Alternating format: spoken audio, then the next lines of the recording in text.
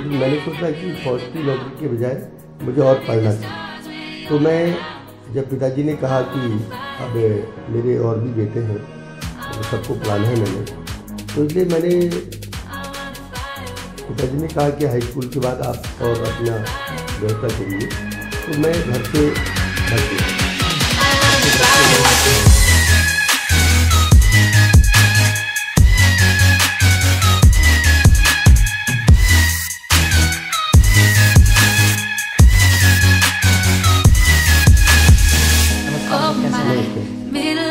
Sir, भी हाल ही में बरसात चला, बरसातों में तो उतना बरसात नहीं आ पाया, और जब बरसात का एंड हो गया तो एक आपदा जैसी आई। 2 दिन लगातार वर्षा हुई जो पूरा नेशनल रेड रडार पे था।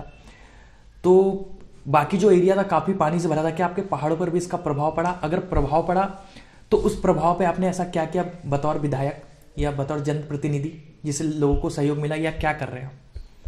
देखिए, आपदा, बेमौसमी आपदा से मेरे भीमताल विधानसभा के ओखलकांडा में, रामगढ़ में, भीमताल और धारी में, चारों ब्लॉकों में काफ़ी नुकसान हुआ है जी।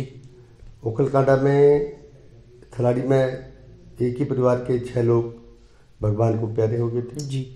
और रामगढ़ में एक स्थान पर झुटिया हमारा गांव है जी, ग्राम सभा है, वहाँ पर 9 लोग एक जगह, 3 लोग एक जगह, 2 लोग एक जगह भगवान को प्यारे हो गए थे। और कई जगह घरों में मलबा आ गया, कई जगह मकान क्षतिग्रस्त हो गए, कई जगह ज़मीन बह गई, रास्ते बह गए और काफ़ी नुकसान मेरी भीमताल विधानसभा में हुआ है। तो माननीय मुख्यमंत्री जी से मैंने आग्रह किया था और लगातार आपदा के दिन से ही, उसी रात से हम लोग आपदाग्रस्त क्षेत्रों में गए और माननीय मुख्यमंत्री, जहाँ पूरे मार्ग, ये हल्द्वानी से ऊपर को रोड सब ब्लॉक हो गए थे जी, तो आवागमन का रास्ता बंद था। तो माननीय मुख्यमंत्री जी से आग्रह करके मैं माननीय मुख्यमंत्री जी को धन्यवाद देता हूँ, पुष्कर सिंह धामी जी को जी। उन्होंने हेलीकॉप्टरों की व्यवस्था करके हमारे क्षेत्र में जहाँ जहाँ भी लोग जमींदोज हो गए थे वहाँ पर एनडीआरएफ की टीम भेजी जी हेलीकॉप्टर से, और वहाँ पर तत्काल एनडीआरएफ की टीम को लेके हम पहुँचे और माननीय मुख्यमंत्री जी भी पहुँचे रामगढ़ में, और उनको ओखलकांडा भी आना था लेकिन वहाँ पर हेलीकॉप्टर के उतरने के लिए कोई स्थान नहीं बन पाया, इसलिए माननीय मुख्यमंत्री जी ने वहाँ पर जिला प्रशासन को, और हम लोग लगातार वहीं पर 4 दिन तक मौजूद थे जी। वहाँ पर सभी जो हमारे लोग भगवान को प्यारे हो गए थे उनको हमने तत्काल शवों को निकालने का काम किया, और जहाँ जहाँ भी नुकसान हुआ था उनको हमने तत्काल जिला प्रशासन माननीय मुख्यमंत्री जी के आशीर्वाद से उनको राहत दिलवाई जी। और अभी भी जहाँ नुकसान हुआ है उसका हम एक एस्टिमेट बना करके जिला प्रशासन के माध्यम से शासन को भेज रहे हैं, और माननीय मुख्यमंत्री जी आपदा के लिए कहीं पर कोई कमी नहीं छोड़ रहे हैं और लगातार आपदाग्रस्त क्षेत्रों पर नज़र लगाए हुए हैं। और मैं मुख्यमंत्री जी को धन्यवाद देना चाहता हूं और प्रदेश की भारतीय जनता पार्टी की सरकार को धन्यवाद देना चाहता हूं और केंद्र की सरकार को धन्यवाद देना चाहता हूं कि मेरे क्षेत्र में हवाई सर्वे करके जहाँ जहाँ भी जो नुकसान हुआ है उसका निरीक्षण किया जा रहा है, उसका आकलन तैयार करके और तत्काल काम हो उसके लिए सरकार लगातार प्रयासरत है जी। इस आपदा से पहले एक बहुत दौर था कोरोना काल का। कोरोना काल में काफ़ी लोग परेशान हुए। वो एक ऐसी बीमारी थी कि आप किस तरीके से उसे निजात पाएं इसका कोई निर्णय नहीं था, तो उसमें आपने 2020 में जो कोरोना काल था और एक दिन भी हमने अपना क्षेत्र नहीं छोड़ा जी, लगातार अपने लोगों के बीच रहे। हमने हर गांव में सैनिटाइजर कराया और हर गांव में लोगों को खाद्यान्न पहुंचाया और हर गांव में डॉक्टर की टीम पहुंचाई। और जो लोग मेरे कोरोना काल में दिल्ली में, देहरादून में, हरियाणा में, पंजाब में, मुंबई में या अन्य देश के विभिन्न प्रांतों में जो फंसे थे उनको हमने पास बना करके उनको घर लाने का काम किया, और जिनको नहीं आने दिया जा रहा था विभिन्न बॉर्डरों से, खुद अपने वाहन बुक करके, खुद अपने प्रयासों से, अपने निजी प्रयासों से हमने अपने लोगों को घर तक लाने का प्रयास किया और हर घर तक पहुंचने का प्रयास किया कि कोरोना काल में मेरे लोग कोई परेशान न रहें। और कोरोना काल के दौरान एक दिन भी मैंने अपना विधानसभा क्षेत्र नहीं छोड़ा, और 4 ब्लॉकों में, कभी ओखलकांडा में, कभी धारी में, कभी रामगढ़ में, कभी भीमताल में, लगातार हम किसी न किसी गांव में कोरोना काल में रहे। और मैंने अपने लोगों को जितना हो सकता है अपने निजी स्तर से भी और शासन प्रशासन के द्वारा भी राहत दिलाई, और मैं लगातार किसी भी आपदा में अपने लोगों के साथ खड़ा रहता हूँ।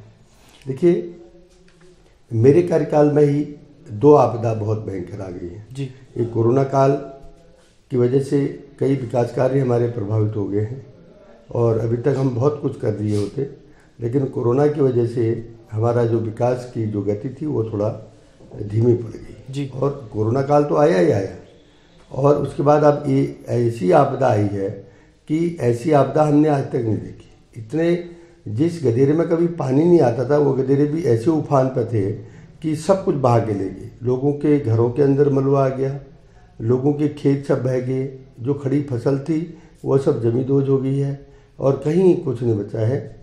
तो इसलिए हम माननीय मुख्यमंत्री जी के आशीर्वाद से और शासन प्रशासन के सहयोग से अपने लोगों को राहत दिलाने का प्रयास कर रहे हैं, और रात दिन अपने लोगों के दुख में हम खड़े हैं। हाल ही में आपने भारतीय जनता पार्टी ज्वाइन किया है, उससे पहले आप कांग्रेस में थे और निर्दलीय चुनाव लड़े, तो कैसे निर्णय किया आपने भारतीय जनता पार्टी में आने का? क्या भारतीय जनता पार्टी के जो शीर्ष नेतृत्व हैं उनसे कोई ऑफर मिला आपको कि मंत्री पद दिया जाएगा या भविष्य में कुछ ऐसा, या क्यों आए आप? देखिए, मैं कभी भी किसी दल से या किसी व्यक्ति से जुड़ता हूँ तो लोभ और लालच की वजह से नहीं जुड़ता हूँ जी। मैं उनके जो विचार हैं, उनके देश के प्रति जो सोच है, उस सोच से प्रभावित होकर के माननीय भारतीय जनता पार्टी, और आज मेरा पहाड़, चाहे मेरा ओखलकांडा हो, चाहे मैं धारी हो, चाहे रामगढ़ और भीमताल हो, चाहे पूरा पहाड़ है, हमारे पहाड़ के हर दूसरे घर से एक जवान देश की रक्षा कर रहा है, चाहे फौज के रूप में क्यों न हो जी। आज वो जवान अगर शहीद हो रहा है तो उसको गोली जो आती है वो गोली पाकिस्तान से आती है जी। हमारे प्रदेश के, हमारे पहाड़ के युवाओं के खून को बहाने का काम करता है जी। बिल्कुल। तो इसलिए माननीय नरेंद्र मोदी जी के नेतृत्व में पाकिस्तान को सबक सिखाने का जो जज्बा मुझे दिखा कि पाकिस्तान को अगर सबक सिखा सकते हैं, और पाकिस्तान के मुसलमान जो आतंकवाद के द्वारा हमारे लोगों का खून बहा रहा है, अगर उस देश को अगर सबक सिखा सकते हैं तो नरेंद्र मोदी जी और भारतीय जनता पार्टी सिखा सकती है। इसलिए मैं भारतीय जनता पार्टी की सोच राष्ट्रवादी है, और भारतीय जनता पार्टी की सोच हिंदुत्व की है जी, और भारतीय जनता पार्टी की सोच विकास की रही है। इसलिए मैंने विकास की सोच और हिंदुत्व की सोच और राष्ट्रता की सोच की वजह से भारतीय जनता पार्टी में जाने का मन बनाया। और दूसरा सवाल है, देखिए, हम लोग गांव-गांव में रामलीला करते हैं। मैं राम का भक्त हूँ जी, और मैं तो उन पुरोहित जी को भी धन्यवाद देता हूँ जिन्होंने मेरे नाम का जब नामकरण किया तो उसमें भी राम शब्द का उल्लेख शुरू में होगा जी। तो इसलिए मैं तो राम भगवान का भक्त हूँ, और अयोध्या में मंदिर के लिए हमारे हिंदुस्तान के लोग, हमारे हिंदुत्व की विचारधारा के लोग कई सालों से इंतजार कर रहे थे कि अयोध्या में राम का मंदिर बनना चाहिए जी। तो आज तक लोगों ने उसको राजनीतिक मुद्दा बनाया था, लेकिन माननीय नरेंद्र मोदी जी की सरकार ने, माननीय योगी जी की सरकार ने, माननीय उत्तराखंड की पुष्कर धामी जी की सरकार ने और भारतीय जनता पार्टी ने अयोध्या में मंदिर बनाने के सभी रोड़े हटा करके आज अयोध्या में विश्व का सबसे बड़ा मंदिर, राम भगवान का मंदिर बनने जा रहा है। और इसलिए हमारी भी इच्छा थी कि राम मंदिर बने, क्योंकि मैं भी राम भक्त हूँ जी।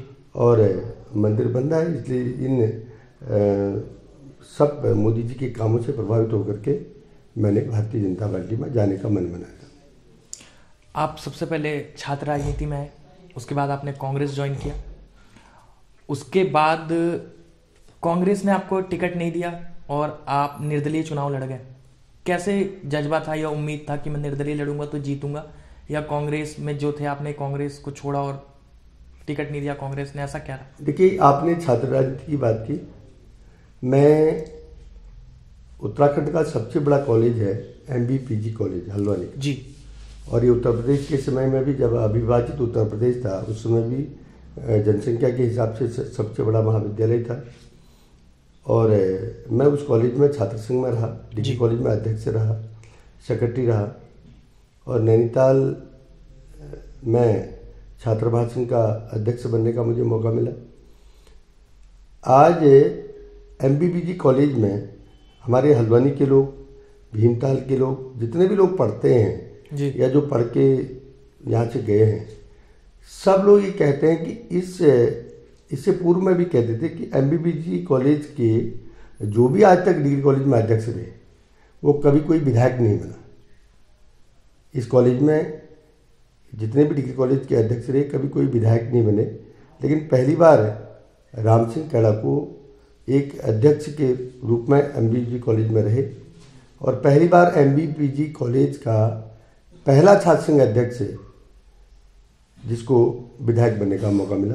तो इसलिए मुझे तो माँ सरस्वती का भी आशीर्वाद है और देवगुरु महाराज का भी आशीर्वाद है, भगवती का भी आशीर्वाद है, गोयल और सभी देवी देवताओं का आशीर्वाद है कि MBPG कॉलेज के पहले छात्र संघ के अध्यक्ष के रूप में मुझे विधायक बनने का मौका मिला।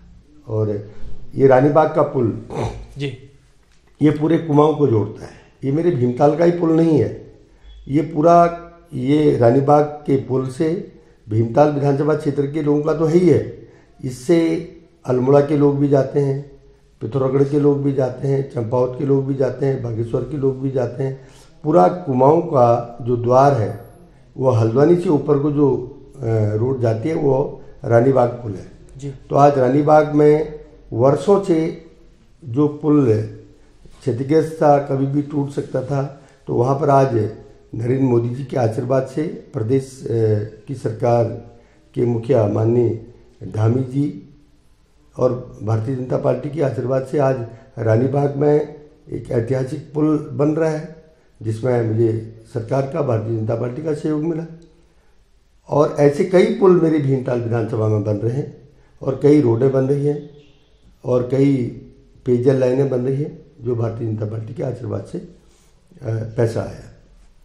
और जहाँ तक कांग्रेस के छोड़ने का सवाल है, मैं तो कांग्रेस में बहुत साल काम किया, और 2017 में जब सर्वे रिपोर्ट थी, कि सर्वे रिपोर्ट में स्पष्ट एजेंसियों ने उल्लेख किया था कि कांग्रेस पार्टी से राम सिंह कैड़ा ही चुनाव जीत सकता है, तो सर्वे रिपोर्ट में, सभी रिपोर्टों में जब मेरा नाम सबसे ऊपर था, तो अचानक एक व्यक्ति को उसको पता नहीं क्या लोभ लालच था, तो उसके लोभ लालच की वजह से कांग्रेस की सदस्यता दिला दी और हमारा टिकट काट दिया जी। तो इसलिए हमने कभी दल बदल नहीं किया, और मैं एक निर्दलीय था और निर्दलीय विधायक के रूप में काम कर रहा था। तो मैंने भारतीय जनता पार्टी की सदस्यता ग्रहण की है, और मैं किसी दल से अगर दूसरे दल में गया होता तो मैं एक तरह को मानता कि मैंने गलत किया, लेकिन मैं निर्दलीय था। निर्दलीय को एक दल की जरूरत होती है, तो मैंने उस पार्टी की सदस्यता ग्रहण की जो हिंदुत्व की बात करती है, जो विकास की बात करती है, जो राष्ट्रीयता की बात करती है। मैं उस पार्टी का सदस्य हूँ जी, और आजीवन उस पार्टी के लिए, समाज के लिए काम करूँगा। भविष्य की क्या योजनाएं हैं? अगर आप विधायक नहीं रहते तो आप किस तरीके से काम करेंगे, और फिर विधायक बनते हैं या मंत्री बनते हैं या CM प्रोजेक्ट किए जाते हैं, तो आप किस तरीके से काम करना चाहेंगे अपने क्षेत्र की जनता के लिए? देखिए, मैं एक सिर्फ एक कर्म पर विश्वास करता हूँ और मैंने कभी पद की लालसा के लिए कभी काम नहीं किया। मैं लगातार काम करता हूँ और भगवान पर छोड़ देता हूँ कि मुझे भगवान क्या आशीर्वाद दे, और भगवान की अदालत में हमेशा न्याय होता है जी। तो इसलिए मैं कर्म पर विश्वास करता हूँ और काम करूँगा, और जो ऊपर वाले ने लिखा वो होगा। मैं तो सिर्फ मेरी तमन्ना है कि मैं दोबारा विधायक बन करके और एक विश्व के सबसे बड़े दल के सदस्य के रूप में मैं समाज की सेवा कर सकूं और विश्व के बड़े दल भारतीय जनता पार्टी के कार्यकर्ता के रूप में काम कर सकूं और हमारे प्रदेश के युवा मुख्यमंत्री पुष्कर सिंह धामी जी के नेतृत्व में काम कर सकूं जी, और माननीय मोदी जी के नेतृत्व में काम कर सकूं। मेरी यही कल्पना है बस। सर, आपका जन्म कहाँ हुआ, लालन पालन कहाँ हुआ, पिताजी का एरिया बैकग्राउंड क्या था, शिक्षा दीक्षा कहाँ से हुई, और उसके बाद आपने छात्र राजनीति की, विधायक बने, डॉक्टर, इंजीनियर या कुछ और भी बन सकते थे, फौज में जा सकते थे, तो आपने यही क्यों चुना? देखिए, मेरा जन्म उखलकांडा ब्लॉक के भीमताल विधानसभा क्षेत्र और ग्राम कैड़ा गांव में हुआ, और हमने बचपन से बहुत संघर्ष किया जी। जब संडे के दिन जब हम स्कूल जाते थे तो संडे के दिन हम लोग किसी ठेकेदार के यहाँ काम पे इसलिए जाते थे कि हमें स्कूल में फीस देने के लिए फीस नहीं होती थी जी। तो हम हर संडे को किसी न किसी कहीं पर केनाल के ठेकेदार कोई होंगे या कहीं पर रोड कट रही है तो रोड के ठेकेदार के यहाँ जा करके हर संडे को काम में जाते थे कि हमारी फीस, महीने की फीस जमा हो जाए और लत्ते कपड़े की जो समस्या है वो पूरी हो जाए जी। तो इसलिए हमने बचपन से बहुत संघर्ष किया। हमारे मम्मी पापा भी हम लोग साधारण परिवार के हैं और हम लोग साधारण किसान हैं जी, और हमने संघर्ष करके अपना स्थान बनाया।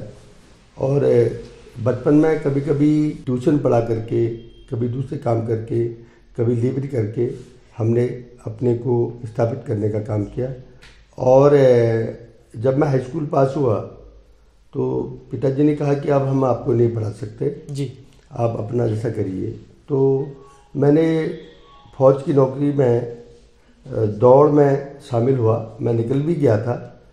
तो उसके बाद दौड़ में निकला, सभी उसमें निकला, लेकिन अंतिम जहाँ पर मुझे जाना था, मेरे कॉल लेटर भी आया था, लेकिन मैंने सोचा कि फौज की नौकरी के बजाय मुझे और पढ़ना चाहिए। तो मैं जब पिताजी ने कहा कि अब मेरे और भी बेटे हैं, अब सबको पढ़ाना है मैंने, तो इसलिए मैंने पिताजी ने कहा कि हाई स्कूल के बाद आप और अपना व्यवस्था करिए। तो मैं घर से भाग गया। घर से भाग के मैं भीमताल आ गया। भीमताल की डाट बाज़ार में मैंने एक चाय की दुकान में काम किया। चाय की दुकान में काम किया और उसके बाद वहीं से मैंने 11वीं में एडमिशन ले लिया हल्द्वानी MB इंटर कॉलेज में। चाय की दुकान अभी भी है? वो चाय की दुकान अभी भी है, दुर्गा दत्त जी की दुकान है वो भीमताल में। तो वहाँ से मैंने MB इंटर कॉलेज में एडमिशन लिया 11वीं में, और उसके बाद वहीं से मैंने 12वीं पास किया। तो उसके बाद मैंने MBBG कॉलेज में एडमिशन ले लिया। तो मैं छात्रों के लिए बड़ा लड़ता था जी। कहीं पर किसी भी छात्र का या छात्रा का कहीं पर उत्पीड़न हो रहा हो तो उस उत्पीड़न में सबसे पहले मैं कूदता था जी।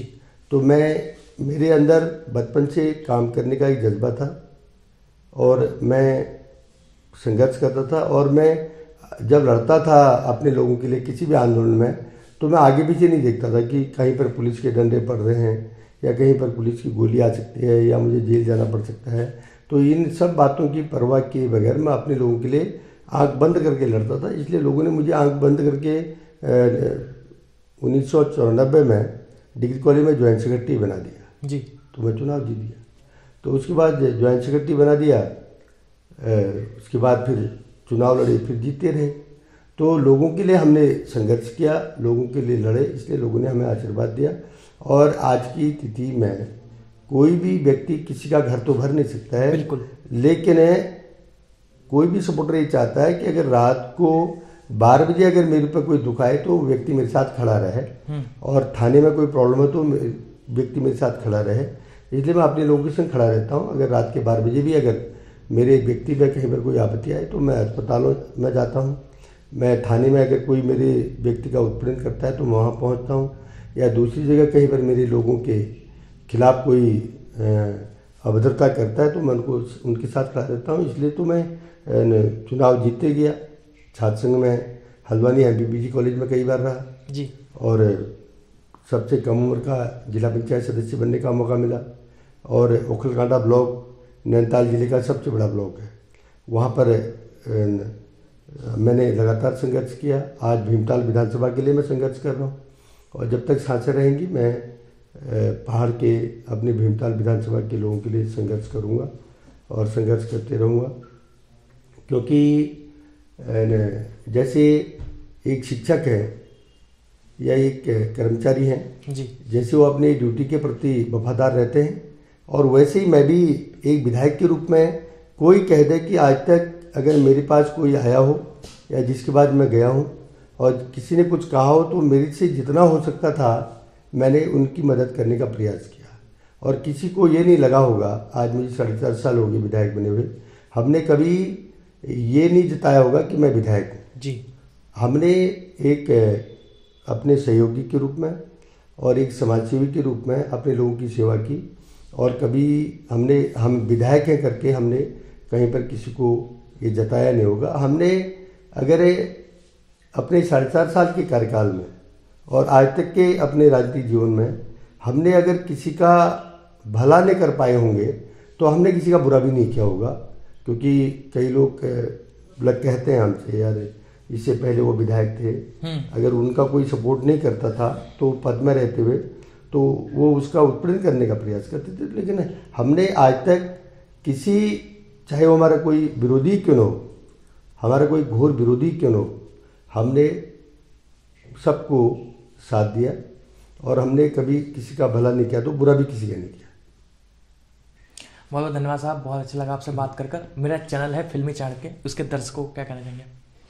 मैं आपके चैनल के माध्यम से सभी दर्शकों से कहना चाहता हूँ कि ये जो राज्य छोटा बना है, ये राज्य अटल बिहारी वाजपेयी जी ने इसकी घोषणा की थी, लेकिन अटल बिहारी वाजपेयी जी तक ये जो आवाज़ पहुँचाई उसमें जनता के साथ साथ मीडिया का भी बहुत बड़ा योगदान है। तो मैं आपके माध्यम से आपके सभी जितने भी हमारे दर्शक हैं, आपके माध्यम से उन सब से कहना चाहता हूँ कि हमें मीडिया, प्रिंट मीडिया सबका सम्मान करना है, और मीडिया की वजह से ही हमारी जो काम करने की शैली है वो बाहर आती है, और मीडिया की वजह से ही क्षेत्र की जो समस्याएं हैं और समाज की जो समस्याएं वो समस्याएं बाहर आती हैं, और जब वो समस्याएं बाहर आती हैं तो उनका समाधान भी होता है। तो मैं आपके माध्यम से आपके सभी दर्शकों को प्रणाम करता हूं, और आप सभी इस चैनल के माध्यम से आपके सभी दर्शकों को और मेरी भीमताल विधानसभा की सभी जनता को और प्रदेश की जनता को और देश की जनता को दिवाली की एडवांस में बधाई देता हूँ। तो दोस्तों, आज हमारे साथ थे भीमताल विधानसभा के विधायक राम सिंह खेड़ा जी। उम्मीद है कि आपको इंटरव्यू बहुत अच्छा लगा होगा। अगर इंटरव्यू अच्छा लगे तो लाइक कीजिएगा, सब्सक्राइब कीजिएगा और कमेंट कीजिएगा।